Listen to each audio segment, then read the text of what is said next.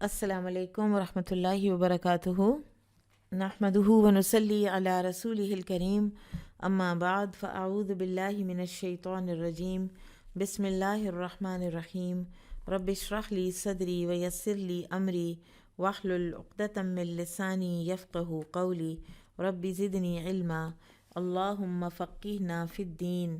اللہم انی اسألک ایمانا لا یرتد ونعیما لا ینفد ومرافقۃ محمد صلی اللہ علیہ وسلم فی اعلیٰ جنت الخلد، آمین یا رب العالمین۔ علوم القرآن میں سے پیج 165 مکی اور مدنی صورتوں کے بارے میں کچھ دیکھ لیتے ہیں۔ نزول قرآن سے تعلق رکھنے والی ایک بحث یہ بھی ہے کہ مکی اور مدنی صورتوں کی تعریف کیا ہے، اور اس کے بارے میں جو سب سے زیادہ مشہور قول ہے وہ تو یہی ہے کہ مکی وہ صورت ہے کہ جو ہجرت سے پہلے نازل ہوئی، اگرچہ اس کا نزول مکہ کے باہر ہو، چاہے مدینہ میں ہو، چاہے کہیں بھی ہو، اور مدنی وہ ہے کہ جو ہجرت کے بعد نازل ہوئی ہو، اگرچہ اس کا نزول مکہ میں ہی کیوں نہ ہوا ہو۔ اور اس کی ایک مشہور مثال ہے الیوم اکملت لکم دینکم واتممت علیکم نعمتی وردیت لکم الاسلام دینا۔ تو یہ حجۃ الوداع کے موقع پر یہ نازل ہوئی ہے، اور بہرحال لیکن یہ مدنی ہے، حالانکہ یہ مکہ میں عرفات کے دن نازل ہوئی تھی۔ اس کے علاوہ بھی کچھ ڈیفینیشنز کی گئی ہیں کہ مکی وہ ہے جو مکہ میں نازل ہوئی، مدنی وہ ہے جو مدینہ میں نازل ہوئی، اور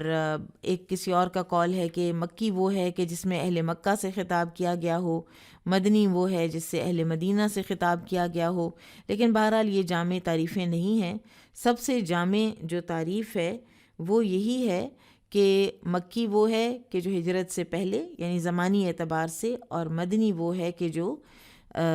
ہجرت کے بعد نازل ہوئیں۔ اب صورتوں اور آیات کے مکی یا مدنی ہونے کے بارے میں کوئی احادیث مروی نہیں ہے، لیکن صحابہ نے اور تابعین نے قرآن کے الفاظ کی حفاظت بھی کی ہے، اور ان کے زمانہ نزول کو بھی کافی حد تک محفوظ کیا ہے، کیونکہ اس سے ہمیں تفسیر کرنے میں اور آیت کا کانٹیکسٹ سمجھنے میں آسانی ہوتی ہے اور مدد ملتی ہے۔ تو امام سیوطی اور امام زرکشی، یہ دونوں، یہ نام آپ کو آنے چاہیے، یہ دونوں جو ہیں انہوں نے علوم القرآن پر بہت بہترین کتابیں بھی لکھی ہیں اور بہت کام بھی کیا ہے۔ تو یہ دونوں فرماتے ہیں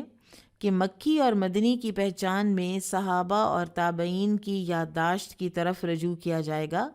اس بارے میں نبی کریم صلی اللہ علیہ وسلم سے کوئی واضح قول مروی نہیں ہے، اس لیے کہ آپ کو اس کا حکم نہیں دیا گیا تھا، اور اس کا علم اللہ نے امت پر فرض بھی نہیں کیا۔ اگرچہ بعض آیات میں ناسخ و منسوخ معلوم کرنے کے لیے اہل علم پر تاریخ نزول معلوم کرنا واجب ہے، لیکن یہ نص رسول صلی اللہ علیہ وسلم کے بغیر دوسرے ذرائع سے بھی معلوم کیا جا سکتا ہے۔ اور حقیقت یہ ہے کہ جس معلم، جس استاد سے اس کے اصحاب کو اور اس کے متعلقین کو محبت ہو اور اس کے کام کی قدر ہو، تو اس کے بارے میں وہ مکمل معلومات محفوظ کرنے کی کوشش کرتے ہیں کہ اس نے کون سی بات کس موضوع پر، کس موقع پر اور کس وقت کہی تھی۔ قرآن کی عظمت اور رسول اللہ صلی اللہ علیہ وسلم کی رفت تو سب سے زیادہ ہے، اور صحابہ کی قرآن اور رسول سے محبت اور علم کا شوق و ذوق بھی سب سے زیادہ تھا،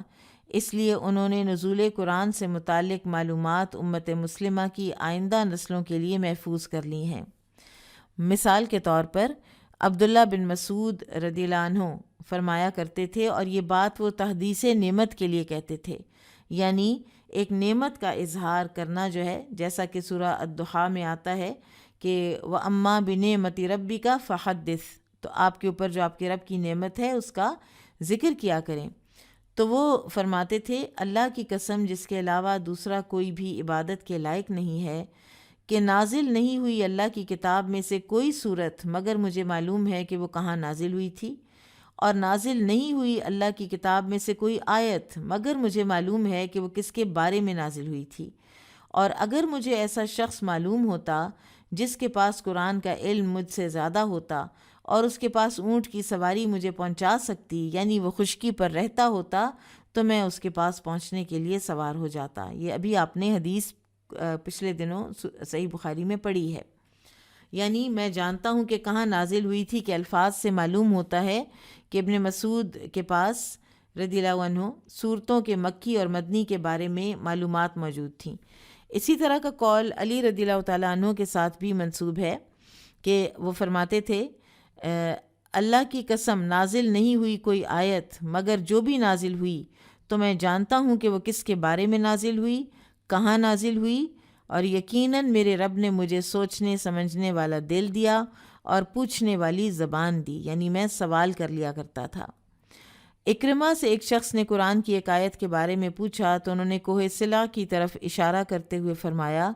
کہ یہ آیت اس پہاڑ کے دامن میں نازل ہوئی تھی. تو یہ تھا صحابہ و تابعین کا شوق و ذوق کہ نزول کے مقام، موسم اور وقت کا ریکارڈ محفوظ کرنے کی بھی کوشش کی. اور امام سیوطی نے الاتقان میں مختلف قسم کی جو کیٹیگریز ہیں وہ بتائی ہیں آیات کی کہ صحابہ نے کس کس طرح سے ان کو پریزرو کیا. حضری وہ جو وطن اصلی میں نازل ہوئیں، سفری وہ جو سفر کی حالت میں نازل ہوئیں، نہاری دن کی حالت میں، لیلی وہ جو رات کو نازل ہوئیں، صیفی وہ جو گرمی کے موسم میں نازل ہوئیں، شتائی وہ آیات جو سردی کے موسم میں نازل ہوئیں، فراشی وہ جو بستر پر نازل ہوئیں جب آپ صلی اللہ علیہ وسلم بستر پر تھے، اور نومی وہ آیات جو حالت نیند میں نازل ہوئیں، سماوی وہ آیات جو معراج کی رات کو آسمان پر نازل ہوئیں. جیسا کہ صحیح مسلم کی روایت سے پتہ چلتا ہے کہ سورۃ البقرہ کی آخری 2 آیات شب معراج میں سدرۃ المنتہا کے پاس نازل ہوئی تھیں، اور ارضی یعنی وہ آیات جو زمین پر نازل ہوئیں، اور قرآن کا اکثر حصہ جو ہے وہ زمین پر ہی نازل ہوا ہے. اب مکی مدنی صورتوں کی کچھ امتیازی خصوصیات کا بھی ذکر کیا ہے علماء کرام نے. تو مضامین کے اعتبار سے جو باتیں مخصوص کی گئی ہیں وہ یہ ہیں. مکی دور کی صورتوں کی جو مضامین ہیں، نمبر 1 اس میں عام طور پر اصولی اعتقادی احکام مثلاً توحید، رسالت، آخرت کا ذکر ہے، اور زیادہ تر ترغیب و ترہیب کی آیات ہیں، جنت کی ترغیب اور جنت کا ڈراوا. نمبر 2 مکی صورتوں میں بنیادی اسلامی اخلاق اور اسلامی معاشرے کے بنیادی اصول سے تعلق رکھنے والی صورتیں اور آیات زیادہ ہوتی ہیں. نمبر 3 مکی صورتوں میں توحید، رسالت اور آخرت کے اثبات اور شرک کے باطل ہونے کے عقلی اور نقلی دلائل کا ذکر ہوتا ہے. عقلی دلائل جو آیات کونیہ کے دلائل ہیں، ٹھیک ہے، اور نقلی دلائل جو ہمیں صرف قرآن سے پتہ چلتے ہیں، یعنی جو بذریعہ وحی پتہ چلتے ہیں. چوتھے مکی صورتوں میں تذکیر بایام اللہ یعنی انبیاء و رسل اور ان کی قوموں کے درمیان کشمکش کے تذکرے کا ذکر ہوتا ہے. 5ویں مکی صورت میں تذکیر بالآخرت یعنی جنت کی آسائشوں اور دوزخ کی پریشانیوں کی نسبتاً تفصیلی منظر کشی کی گئی ہے تاکہ آخرت کی فکر دل و دماغ پر حاوی ہو جائے اور آخرت کی ابدی زندگی کو سنوارنے کا عزم پیدا ہو جائے. اور مضامین کے اعتبار سے مدنی صورتوں کی امتیازی خصوصیات جو ہیں وہ یہ ہیں کہ ان میں معاشرتی، معاشی، عائلی اور اجتماعی یعنی معاشرے کی تشکیل میں جتنے شعبے تھے ان کے احکام و قوانین کی تفصیل بیان کی گئی ہے. نمبر 2 مدنی صورتوں میں جہاد اور قتال فی سبیل اللہ کے احکام اور اس کی ترغیب سے متعلق آیات نازل ہوئیں. نمبر 3 مدنی صورتوں میں بین الاقوامی امور کے بارے میں اصول و احکام بھی بیان ہوئے ہیں جیسے سورۃ الانفال کے آخری رکوع میں. چوتھے مدنی صورتوں میں اہل کتاب یعنی یہود و نصارہ کو خصوصی دعوت دی گئی ہے اور ان کے اعتراضات کے جوابات دیے گئے ہیں. 5ویں مدنی صورتوں میں منافقین اور ان کی صفات و عادات کا ذکر کیا گیا ہے. تو یہ تو مضامین کے اعتبار سے ایک کیٹیگرائز کیا گیا ہے مکی اور مدنی صورتوں کو. اور اس کے علاوہ کچھ جو ایسے ضابطے ہیں کہ جو بائی اینڈ لارج جن کو غالب ضابطہ کہتے ہیں کہ میجورٹی میں تو وہی قانون اپلائی ہو رہا ہوتا ہے لیکن ایکسیپشنز ان میں ہوتی ہیں. تو ضوابط غالبہ کے طور پر جو کچھ کیٹیگریز ہیں وہ بھی دیکھ لیتے ہیں. مثلاً وہ صورت جس میں کلا کا لفظ آیا ہے وہ مکی ہے، اور اس کی وجہ یہ بیان کی گئی ہے کہ مکہ کے سردار بہت متکبر تھے اور ظالم تھے، تو ان کو ڈانٹنے کے لیے یہ سخت لفظ آیا ہے۔ دوسرے وہ صورتیں جس میں سجدہ تلاوت آیا ہے وہ مکی ہیں،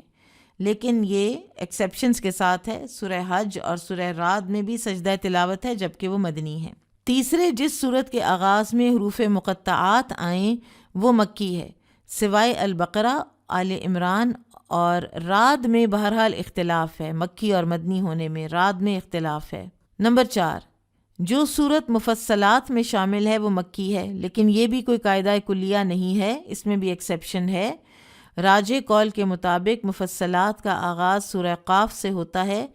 اور والناس تک، یہ ٹوٹل 65 صورتیں ہیں جن میں 50 مکی ہیں اور 15 مدنی بھی شامل ہیں۔ جس صورت میں یا ایھا الناس سے خطاب کیا گیا ہو اور یا ایھا الذین آمنوا سے خطاب موجود نہ ہو تو وہ مکی ہے، لیکن یہ بھی کوئی قاعدہ کلیہ نہیں ہے۔ اس میں 10 صورتیں جو ہے نا وہ 10 آیتیں یا ایھا الناس والی مکی صورتوں میں ہیں اور 10 مدنی میں بھی ہیں، اور اسی طرح سے البتہ یا ایھا الذین آمنوا سے خطاب 85 آیات میں ہوا ہے جو سب کی سب مدنی صورتوں میں آئی ہیں۔ مکی صورتوں میں ایک بھی ایسی آیت نہیں جس میں یا ایھا الذین آمنوا کہا گیا ہو، تو مدنی صورتوں کی امتیازی خصوصیت یا ایھا الذین آمنوا ہے، لیکن یا ایھا الناس مدنی اور مکی دونوں میں ہے۔ اور اس میں ایک تو جو فواد عبد الباقی کا وہ ہے المعجم المفہرس، اس میں سے آپ سارے بڑے آرام سے نکال سکتے ہیں کہ آیت کہاں کہاں پر موجود ہے، اور بہت ہیلپ فل ہے وہ بھی۔ اور اب جو ایک بہت ہی آسان مزید طریقہ جو ہمارے لیے انٹرنیٹ نے آسانیاں کر دی ہیں، تو اگر آپ مثلاً ایپ ہے تنزیل.net، اس کے اوپر جائیں اور اس پہ اگر آپ سرچ میں جائیں اور آپ یا ایھا الذین آمنوا، سپوز اگر آپ وہی ایک ایسی آیات کی تلاش میں ہیں کہ جن میں یا ایھا الذین آمنوا آتا ہے، تو اس کو ٹائپ کریں تو وہ آپ کے سامنے وہ ساری آیات لے آئے گا کہ جو یا ایھا الذین آمنوا سے شروع ہوتی ہیں، اور آپ کے سامنے وہ ساری صورتیں اور آیت نمبر بھی آ جائے گا کہ یہ کس کس کے اندر ہیں۔ اسی طرح کوئی بھی آپ نے آیت تلاش کرنی ہو تو وہ اگر آپ سرچ میں ڈالیں، اور ویسے بھی گوگل سرچ میں ڈالیں تو آپ کو وہ مل جاتا ہے۔ تو انشاءاللہ آج ہم مکی اور مدنی کے حوالے سے اتنا ہی پڑھیں گے، انشاءاللہ کل کچھ اور دیکھیں گے قرآن کے حوالے سے۔ اور اب ہم احادیث دیکھ لیتے ہیں۔ بسم اللہ الرحمن الرحیم۔ باب نزول السکینۃ والملائکۃ عند قراءۃ القرآن، تلاوت قرآن کے وقت سکینت اور فرشتوں کا نازل ہونا۔ وقال اللیث قال حدثنی یزید بن الہادی عن محمد بن ابراہیم عن اسید بن حدیر قال، یہ اسید بن حدیر رضی اللہ عنہ سے روایت ہے، وہ کہتے ہیں بینما هو یقرأ من اللیل، کہ اس اسنا میں کہ وہ تلاوت کر رہے تھے رات کے وقت سورۃ البقرہ تھی، سورۃ البقرہ کی، وفرسہ مربوط عندہ، اور ان کا گھوڑا بندھا ہوا تھا ان کے پاس، اذ جالت الفرس فسکت فسکنت، گھوڑا جو ہے وہ بدکنے لگا، تو فسکتا تو انہوں نے تلاوت بند کر دی، فسکنت تو گھوڑا بھی ٹھہر گیا، فقرأ فجالت الفرس، پھر وہ پڑھنے لگے تو گھوڑا پھر بدکنے لگا، اچھلنے لگا، فسکتا وسکنت الفرس، تو پھر انہوں نے تلاوت بند کی تو پھر گھوڑا ٹھہر گیا، ثم قرأ فجالت الفرس، پھر وہ پڑھنے لگے تو گھوڑے نے بھی اچھل کود شروع کر دی، یعنی بار بار یہی ہوتا رہا۔ فانصرف وکان ابنہ یحییٰ قریبا منہا،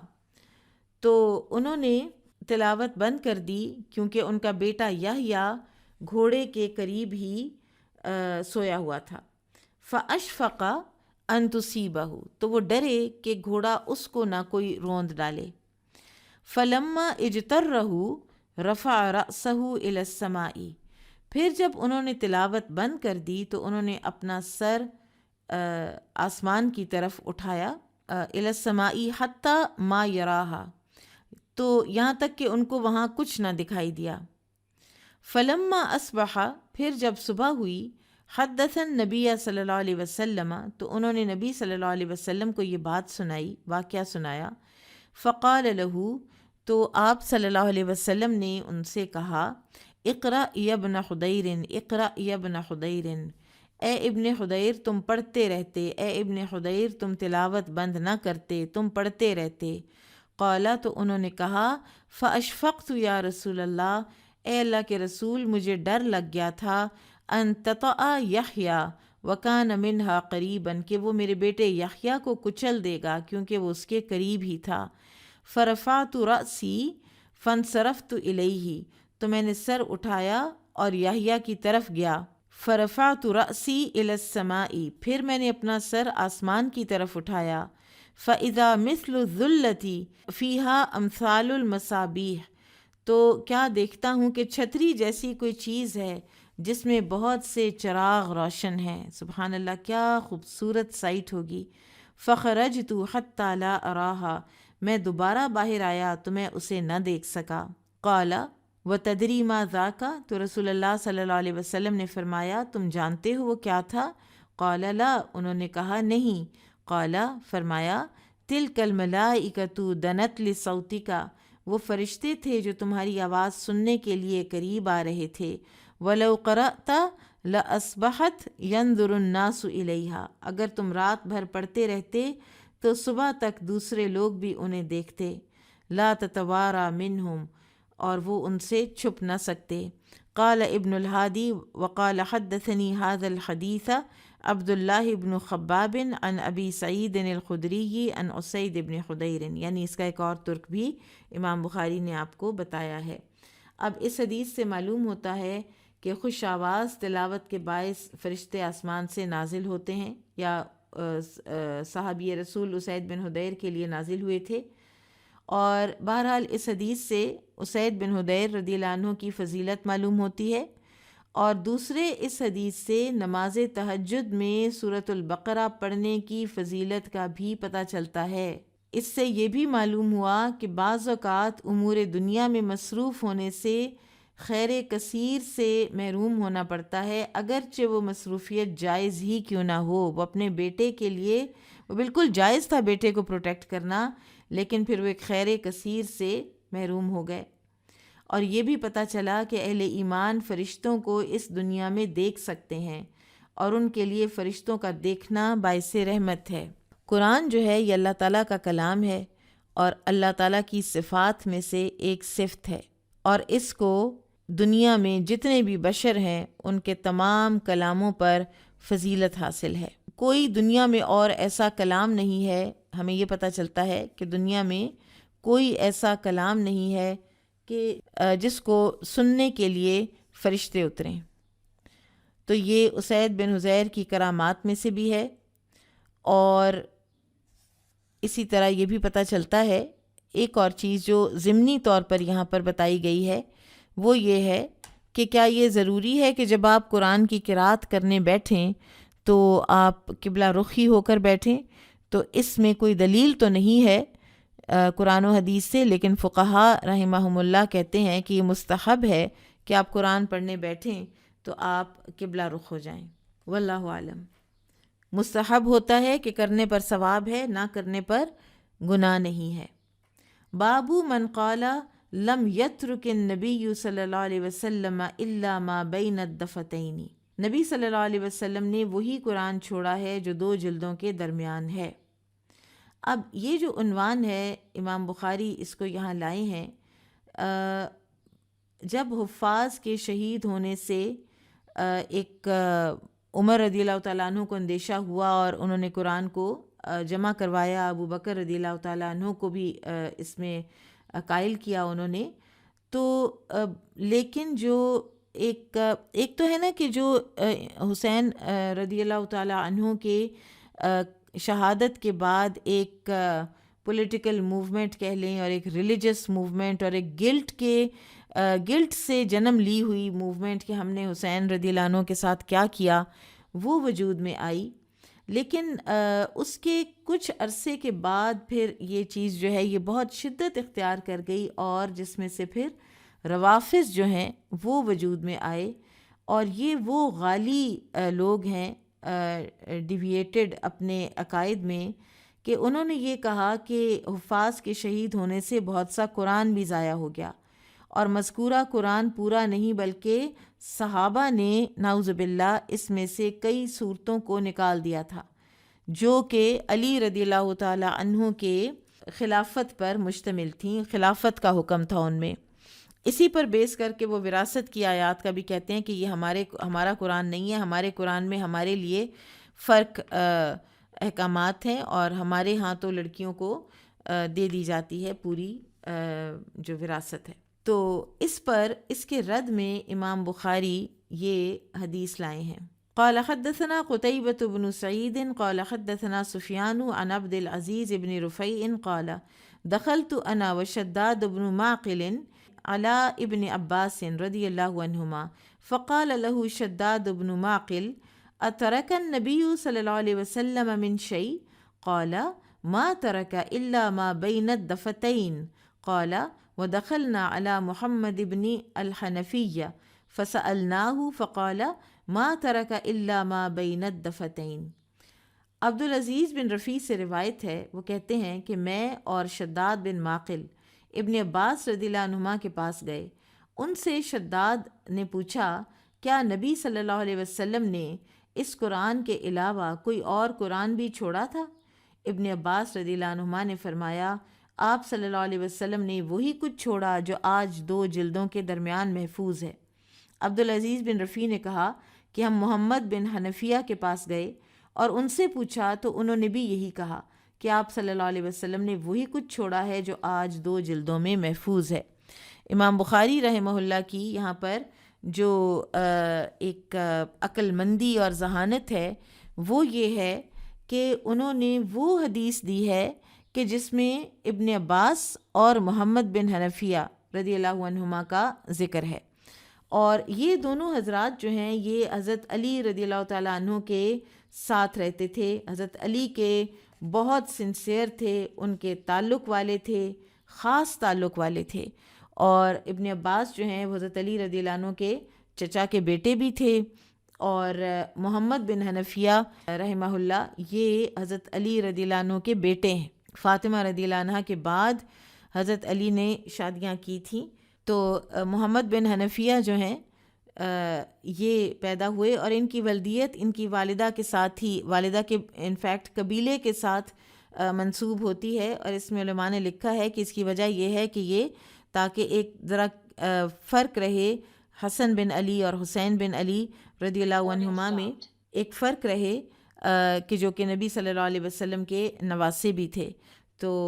لہٰذا یہ محمد بن حنفیہ ہیں، بہت ہی قابل ہستی، بہت سنسیئر حضرت علی کے ساتھ، بے حد سنسیئر اپنے دونوں بڑے بھائیوں کے ساتھ، اور بہت ہی ایک معیار کے عقل مند انسان تھے۔ تو ان دونوں کی باتوں کو لائے ہیں، ان دونوں کی روایت کو لائے ہیں امام بخاری کہ تاکہ ان کے اپنے لوگ، حضرت علی کے اپنے لوگ جب یہ کہہ رہے ہیں کہ رسول اللہ صلی اللہ علیہ وسلم نے یہی قرآن چھوڑا ہے، کوئی اور قرآن نہیں، کوئی اور آیت صورت نہیں کہ جو کسی اور کے پاس ہو، جو ابھی آنی ہو یا کسی نے چھپا کے رکھی ہوئی ہو، ایسا کچھ نہیں ہے۔ تو امام ابن حزم نے اس سلسلے میں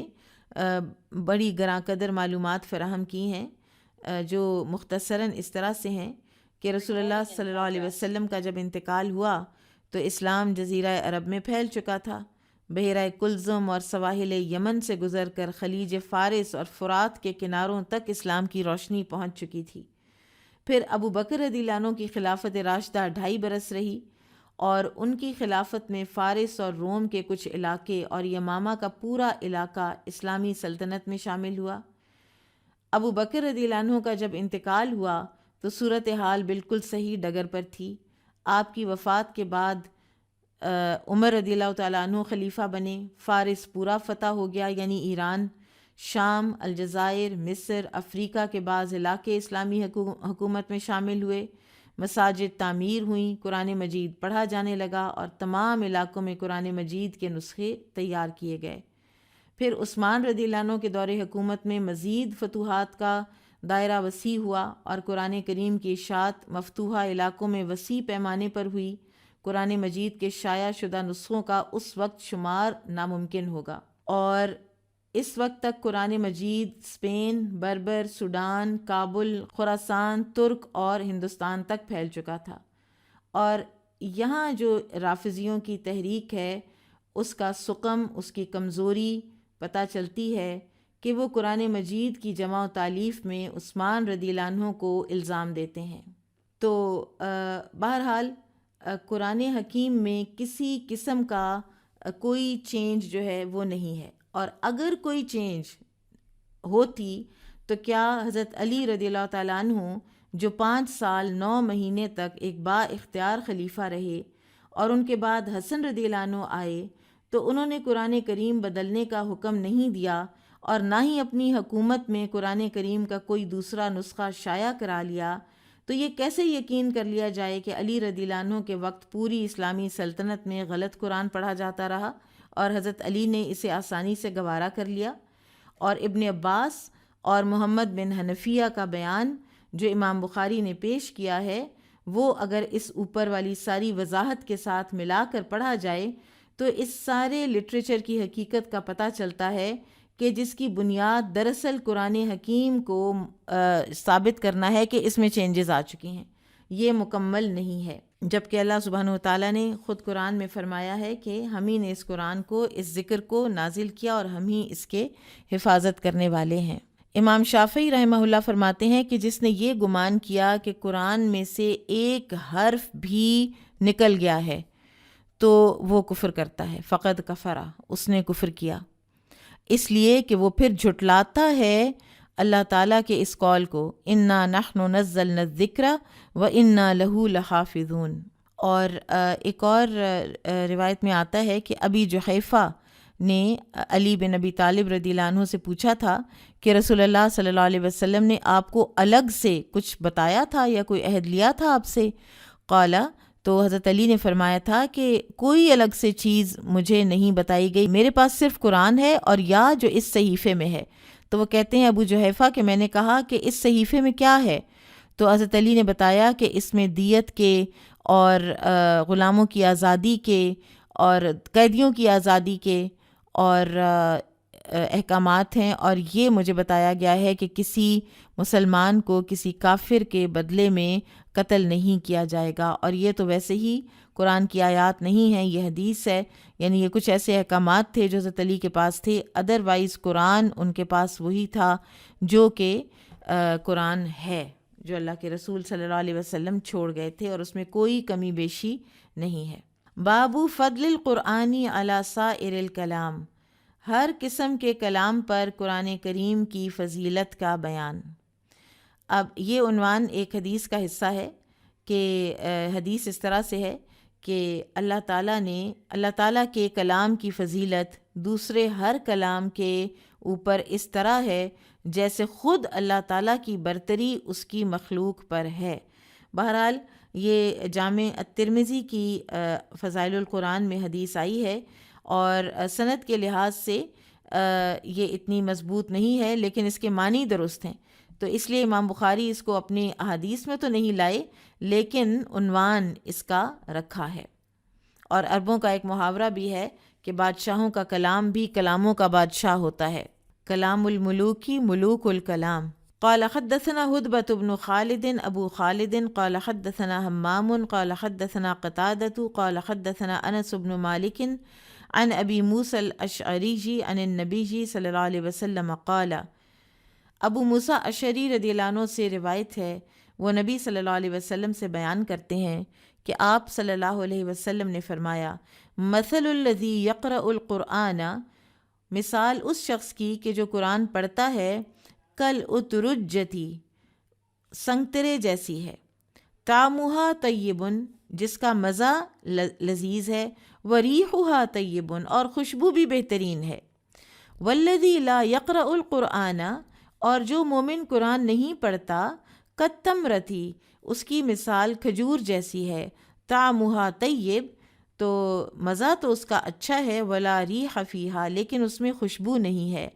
وَمَثَلُ الْفَاجِرِ الَّذِي يَقْرَأُ الْقُرْآنَ،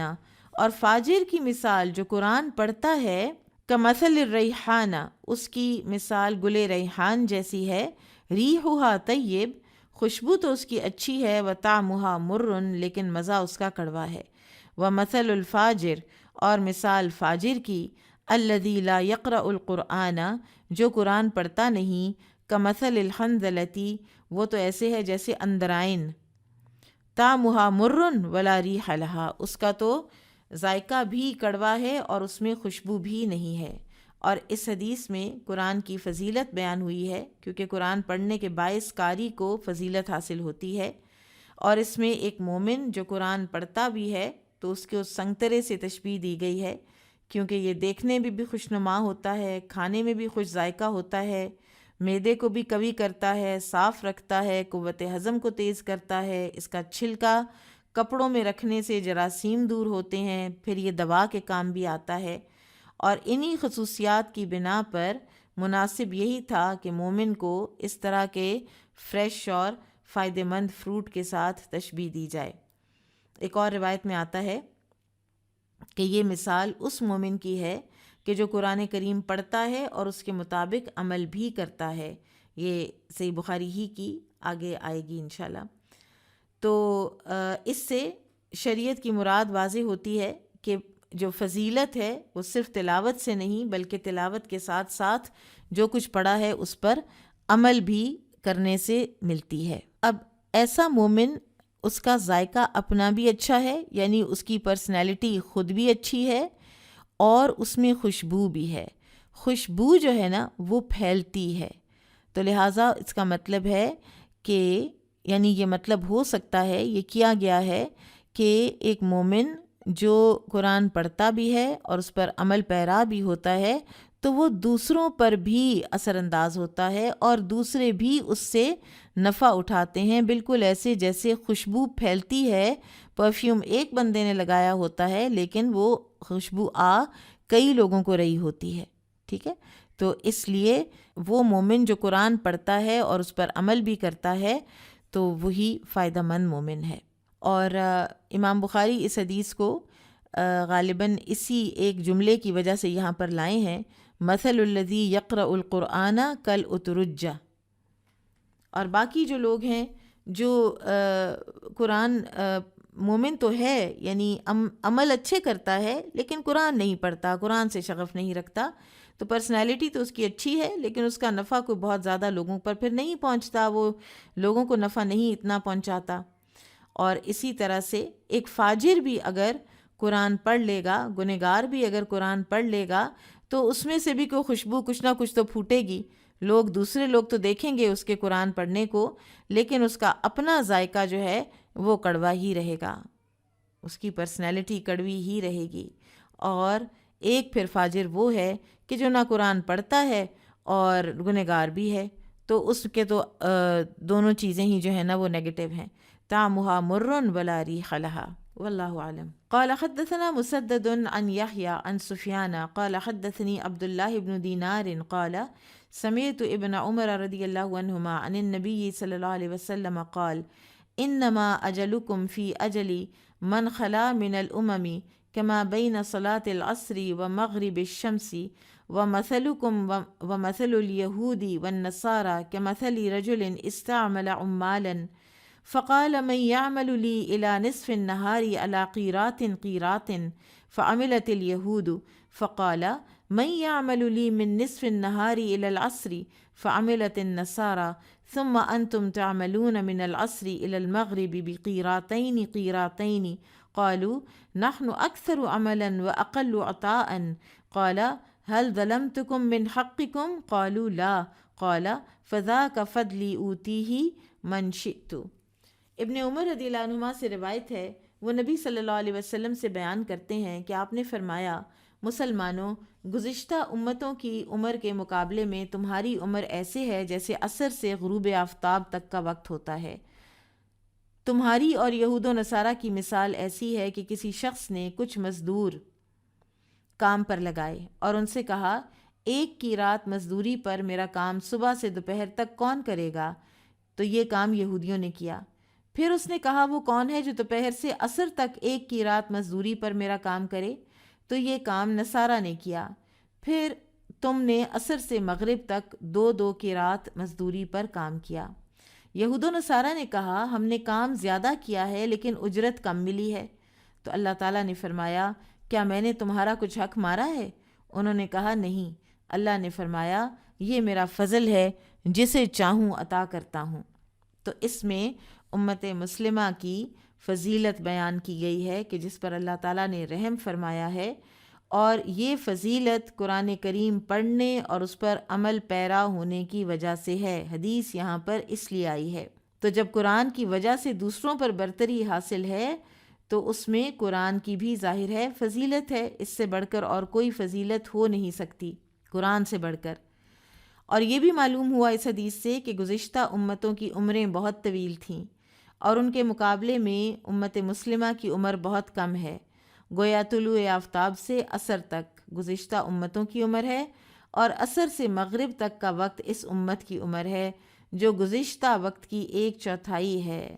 کام زیادہ کرنے سے یہود و نصارہ کا مجموعی وقت مراد تھا، یعنی صبح سے عصر تک۔ تو اللہ تعالیٰ نے فرمایا تمہیں تو تمہاری پوری ملی ہے نا مزدوری، جب تمہاری مزدوری میں نے کم نہیں کی تو کسی اور کو میں کتنا دوں اس سے تمہیں کوئی ایشو نہیں ہونا چاہیے، اس سے تمہیں کوئی فرق نہیں پڑنا چاہیے۔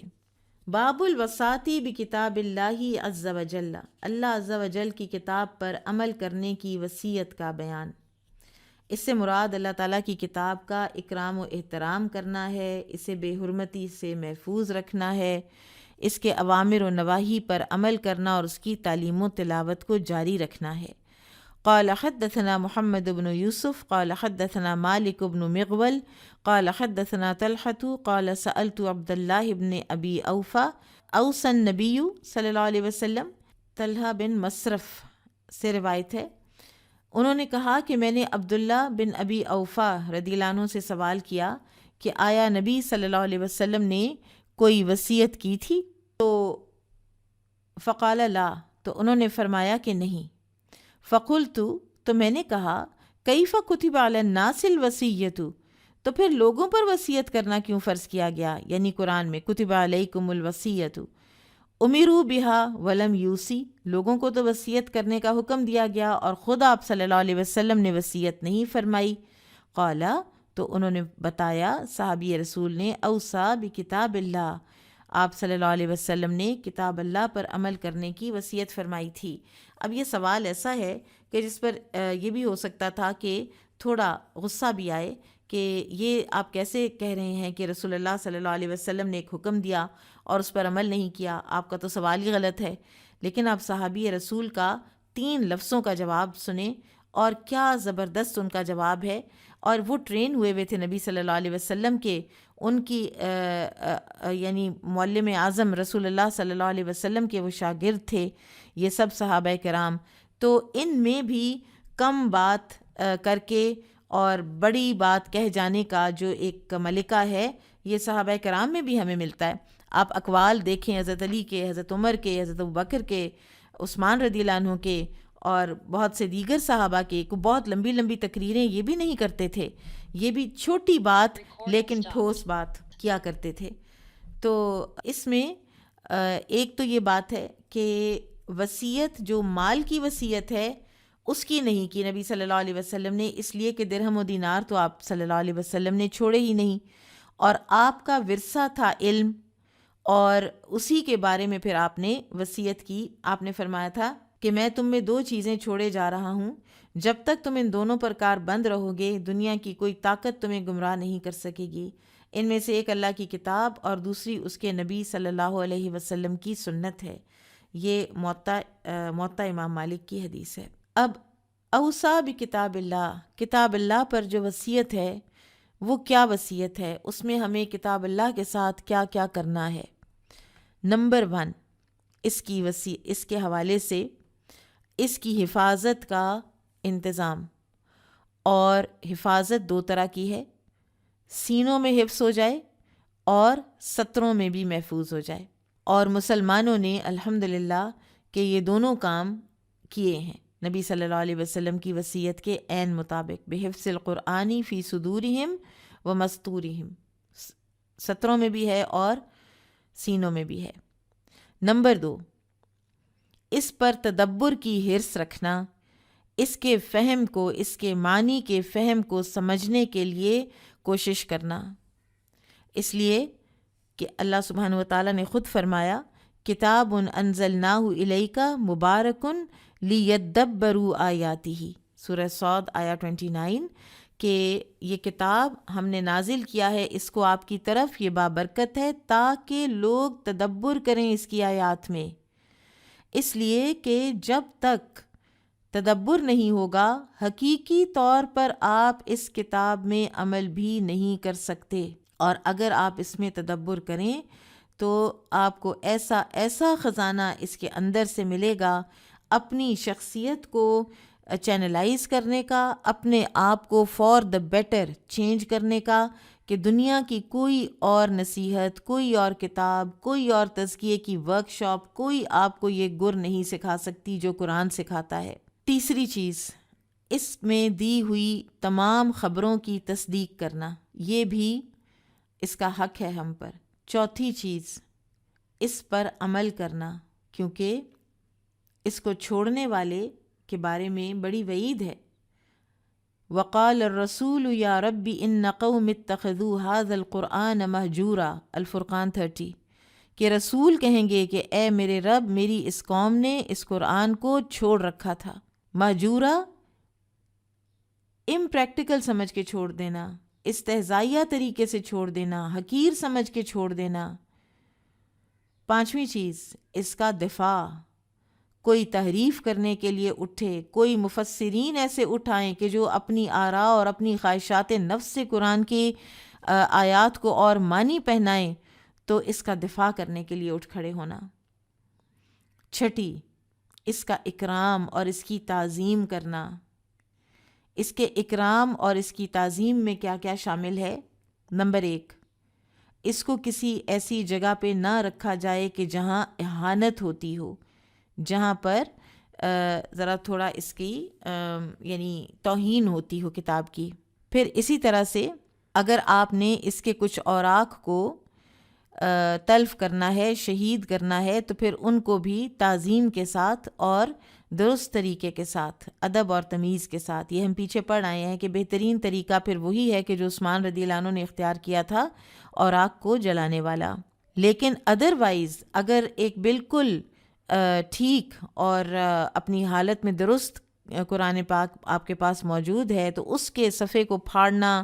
یا فار ایگزامپل آپ کہیں کہ مجھے ایک چٹ چاہیے، جیسے ہم کئی دفعہ ڈائری کے صفحے میں سے چٹ پھاڑ لیتے ہیں، تو آپ کہیں کہ میں ادھر سے ہی پھاڑ لوں، تو یہ بھی اس کے ادب کے خلاف ہے۔ پھر اسی طرح سے کوئی اس کے اوپر کسی قسم کی کوئی ایسی نجاست یا ناپاکی، ایسی کوئی چیز جو ہے وہ نہیں لگانا۔ پھر یہ کہ اس کے احکامات کو کھیل تماشا نہیں بنانا۔ تو یہ ہیں وصیتیں اس کتاب کے حوالے سے۔ اللہ سبحانہ وتعالی ہمیں توفیق عطا فرمائے کہ ہم اللہ کی کتاب کو ٹینجبلی اور انٹینجبلی، حسی طور پر بھی اور معنوی طور پر بھی درست طریقے سے اس کی ہم ادب کر سکیں۔ بابو من لم یتغن بالقرآن، جو قرآن کے سبب بے نیاز نہ ہوا۔ وقولہ تعالی اولم یکفہم انا انزلنا علیک الکتاب یتلی علیہم، ارشاد باری تعالیٰ ہے کیا انہیں یہ کافی نہیں کہ ہم نے آپ پر وہ کتاب اتاری جو ان پر پڑھی جاتی ہے۔ اب مسلمانوں کی ایک جماعت چند کتابیں لے کر آئی جو یہود سے سن کر مرتب کی گئی تھیں۔ انہیں دیکھ کر رسول اللہ صلی اللہ علیہ وسلم نے فرمایا یہی گمراہی کافی ہے کہ رسول اللہ صلی اللہ علیہ وسلم جو کتاب ان کے پاس لے کر آئے ہیں اس سے منہ پھیر کر دوسرے پیغمبروں کے فرمودات سے دلچسپی رکھی جائے۔ تو اس پر یہ آیات نازل ہوئیں، اور آیت جو ہے اس میں جو یتغنہ کا لفظ ہے، عام مشہور تو یہ ہے نا کہ جس نے یعنی گانے کے معنی میں آتا ہے، یا یہ کہ اس کو خوش الحانی سے پڑھنے کے لیے الگ سے احادیث ہیں، لیکن یہاں پر یتغنہ کا معنی گانا نہیں ہے، یہاں پر استغنا اور بے نیاز ہونے کے ہیں، جیسا کہ اگلی حدیث میں سفیان بن عیینہ رحمہ اللہ نے یہ معنی بیان کیے ہیں۔ قال حدثنا يحيى بن بكير قال حدثني الليث عن عقيل عن ابن شهاب قال أخبرني أبو سلمة بن عبد الرحمن عن أبي هريرة أنه كان يقول قال رسول الله صلى الله عليه وسلم لم يأذن الله لنبي ما أذن لنبي أن يتغنى بالقرآن وقال صاحب له يريد يجهر به۔ ابو ہریرہ رضی اللہ عنہ سے روایت ہے، وہ کہتے ہیں کہ رسول اللہ صلی اللہ علیہ وسلم نے فرمایا، اللہ تعالیٰ نے اپنے نبی کو کسی چیز کے لیے اس قدر اجازت نہیں دی جس قدر قرآن کریم کی وجہ سے بے نیاز ہونے کی دی ہے۔ راوی حدیث کے ایک شاگرد کہتے ہیں کہ اس سے مراد قرآن کریم کو خوش الحانی سے با آواز بلند پڑھنا ہے۔ قال حدثنا علی بن عبد اللہ عن سفیان عن الزہری عن ابی سلمۃ بن عبد الرحمن عن ابی ہریرۃ عن النبی صلی اللہ علیہ وسلم قال ما اذن اللہ لنبی ان یتغنى بالقرآن قال سفیان تفسیرہ یستغنی بہ۔ ابو ہریرہ رضی اللہ عنہ ہی سے روایت ہے، وہ نبی صلی اللہ علیہ وسلم سے بیان کرتے ہیں کہ آپ صلی اللہ علیہ وسلم نے فرمایا، اللہ تعالیٰ نے کسی چیز کی اس قدر اجازت نہیں دی جس قدر اپنے نبی کو قرآن کریم سے غنا حاصل کرنے کی دی ہے۔ سفیان نے کہا کہ اس کی تفسیر قرآن کریم سے غنا حاصل کرنا ہے۔ عربی زبان میں تغنی کے کئی معنی ہیں۔ نمبر 1 تحسین الصوت، یعنی قرآن کریم کو خوش الحانی اور بہترین آواز سے پڑھنا۔ نمبر 2 استغنا، قرآن کریم کی وجہ سے دیگر کتب سے بے پرواہ ہو جانا اور ان کی طرف کوئی توجہ نہ دینا۔ نمبر 3 التحزن، یعنی قرآن کریم کو غم اور اندوہ سے پڑھنا تاکہ فکر آخرت پیدا ہو۔ نمبر 4 التشاغل، یعنی قرآن کریم میں اس قدر مصروف ہو جانا کہ دوسری کسی چیز کی طرف توجہ نہ جائے۔ 5 التلذذ، یعنی قرآن کریم پڑھتے وقت لذت و سرور حاصل کرنا۔ تو امام بخاری رحمہ اللہ نے دوسرے معنی یعنی استغنا، باقی ہر طرح کے کتابیں، فلسفے، سورس آف نالج سے بالکل بے پرواہ ہو جانا، بے نیاز ہو جانا کہ جب کہ ہمارے پاس قرآن ہے۔ اور جیسا کہ انہوں نے استدلال کیا ہے اس آیت سے، اولم یکفیہم انا انزلنا علیک الکتاب یتلا علیہم، کیا یہ کافی نہیں ہے کہ ان کے اوپر یہ ہم نے کتاب نازل کر دی ہے جو پڑھی جاتی ہے۔ اور ایک جو بہت ہے لمحہ فکریہ، وہ ہے قرآن کی آیات کو، آیت الکرسی کو اور اس طرح کچھ آیات کو گانے کی ٹیون میں، موسیقی کی طرح پڑھنا۔ تو یہ جو ہے یہ درست نہیں ہے، یہ اس کو علماء نے سخت ناپسند کیا ہے، بلکہ وہ کہتے ہیں لا یجوز ابداً، یہ تو کبھی بھی جائز نہیں کہ آپ اس طریقے سے قرآن کو پڑھیں۔ تجوید کے ساتھ قرآن کی قرأت کرنے کا کیا حکم ہے؟ تو اس میں بعض علماء تو اس کو واجب قرار دیتے ہیں، فرض کے لیول پر لے جاتے ہیں، لیکن دوسرے علماء کہتے ہیں کہ امت کی رعایت کرنا بہت ضروری ہے کہ ہر طرح کے لوگ امت میں موجود ہیں اور ہر کوئی تجوید کی مہارت اور ایکسپرٹیز نہیں لے سکتا۔ تو بہرحال بڑی اچھی بات ہے، لیکن یہ مستحب ہے، واجب نہیں ہے۔ شیخ عثیمین کے مطابق یہ واجب بہرحال نہیں ہے، سیکھنی ضرور چاہیے۔ قرآن جس کی جتنی کیپیسٹی ہو اس کو اتنا ہی اچھے طریقے سے ہی اس کو پڑھنا چاہیے، لیکن یہ کہ اس کو کہنا کہ یہ فرض ہے، تو فرض تو پھر اس لیول پہ آ جاتا ہے کہ بہت سے لوگ اس کو ادا نہیں کر پاتے، بہت سے لوگ عمر کے اس حصے میں ہوتے ہیں کہ وہ پوری طرح سے پھر نہیں پڑھ سکتے، تو پھر کیا ہم یہ کہیں گے کہ وہ فرض ادا نہیں کر رہے؟ بہت سے لوگ جو رورل ایریاز میں ہوتے ہیں، جن کی زبان پشتو ہے یا پنجابی ہے، تو وہ نہیں پڑھ پاتے اس طریقے سے، چاہے آپ 1000 کوشش کریں، تو کیا آپ یہ کہیں گے کہ یہ فرض نہیں ادا کر رہے؟ تو لہٰذا امت کی رعایت کرتے ہوئے تجوید کا جو علم ہے اس کو مستحب کے لیول پر ہی علماء نے رکھا ہے، بہرحال کچھ اس کو واجب بھی کہتے ہیں۔ باب اغتباط صاحب القرآن، قرآن پڑھنے والے پر رشک کرنے کا بیان۔ قال حدثنا ابو الیمانی قال اخبرنا شعیب عن الزہری قال حدثني سالم بن عبد الله ان عبد الله بن عمر رضی اللہ عنہما قال سمعت رسول اللہ صلی اللہ علیہ وسلم یقول، عبداللہ بن عمر سے روایت ہے کہ انہوں نے کہا کہ میں نے رسول اللہ صلی اللہ علیہ وسلم کو یہ فرماتے ہوئے سنا ہے، لا حسد الا علی اثنتین، حسد یا یہاں پر رشک مراد ہے صرف 2 آدمیوں پر کیا جا سکتا ہے۔ رجل آتاہ اللہ الکتاب وقام بہ آناء اللیل، ایک وہ آدمی جسے اللہ تعالیٰ نے قرآن کریم کا علم دیا اور وہ رات کی گھڑیوں میں اس کے ذریعے سے قیام کرتا ہے۔ وَرَجُلٌ آتَاهُ اللَّهُ مَالًا، اور دوسرے وہ آدمی جسے اللہ نے مال دیا، فَهُوَ يَتَصَدَّقُ بِهِ، اور وہ اس سے صدقہ کرتا ہے اس میں سے، آناء اللیل و آناء النہار، رات کی گھڑیوں میں اور دن کی گھڑیوں میں۔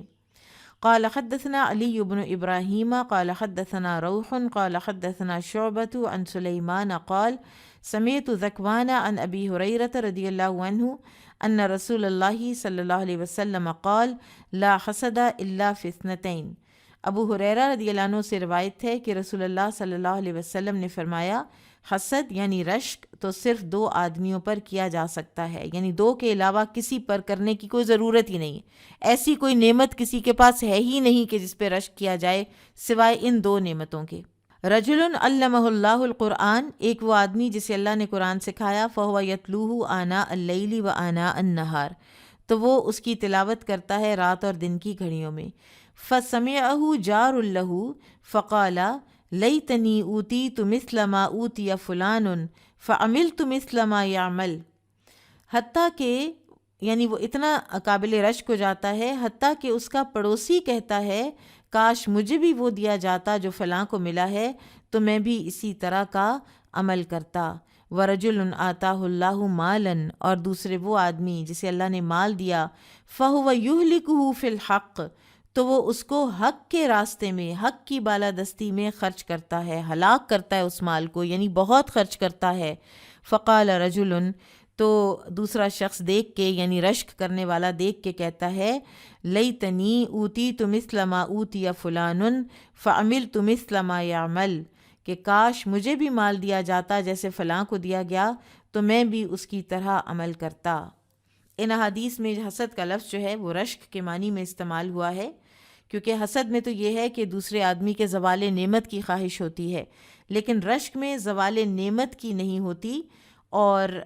ایک اور بھی حدیث ہے جس میں ہے کہ دوسرا وہ آدمی قابل رشک ہے جسے اللہ تعالیٰ نے حکمت و دانائی سے نوازا ہو اور وہ اس کے مطابق فیصلے کرتا ہو اور لوگوں کو اس کی تعلیم بھی دیتا ہو۔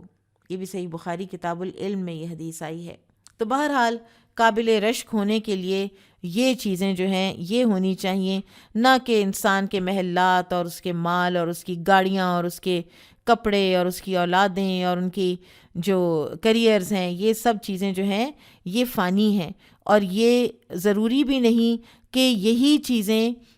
ہمیشہ کے لیے نعمت ہی رہیں، بعض اوقات یہی چیزیں کچھ عرصے کے بعد بدل کر کچھ اور ہو جاتی ہیں۔ تو لہٰذا اگر رشک کرنا ہے تو ایسی چیز پہ ہم لوگ رشک کریں کہ جو قابل رشک ہے بھی۔ اور اب دیکھیے کہ آج ہی ہم نے قارون کے حوالے سے پڑھا کہ اس پر لوگوں نے رشک کیا اور کچھ نادانوں نے اس پر رشک کیا، اور جو صاحب علم تھے انہوں نے ان نادانوں کو بھی سمجھایا کہ اس پہ رشک مت کرو، یہ قابل رشک نہیں ہے، اور پھر ہوا کیا کہ وہ زمین میں دھنس گیا، اور وہی جو رشک کر رہے تھے انہوں نے شکر کیا کہ ہم اس کی جگہ پہ نہیں تھے اور ہمارے پاس وہ کچھ نہیں ہے جو اس کے پاس ہے۔ تو اس لیے رشک بھی سوچ سمجھ کے کرنا چاہیے، آپ کس چیز پہ کر رہے ہیں۔ بہت قابل غور یہ حدیث ہے، اسی کے اوپر ہم آج اینڈ کرتے ہیں۔ بہت قابل غور یہ حدیث ہے، اللہ کے رسول صلی اللہ علیہ وسلم ہمیں کن 2 چیزوں کے علاوہ ہر چیز سے بے نیاز ہونے کو کہہ رہے ہیں۔ ہوا خیر مما یجمعون، قرآن ہر اس چیز سے بہتر ہے جسے لوگ جمع کرتے ہیں۔ تو جس کے پاس ہر وہ چیز آ گئی جسے لوگ جمع کرتے ہیں، ہر اس چیز سے بہتر آ گئی، تو قابل رشک تو پھر وہی ہے، اور تو کوئی قابل رشک نہیں ہو سکتا پھر۔ بارک اللہ فیکم. سبحانک اللہم و بحمدک اشہد ان لا الہ الا انت استغفرک و اتوب الیک. السلام علیکم ورحمۃ اللہ وبرکاتہ.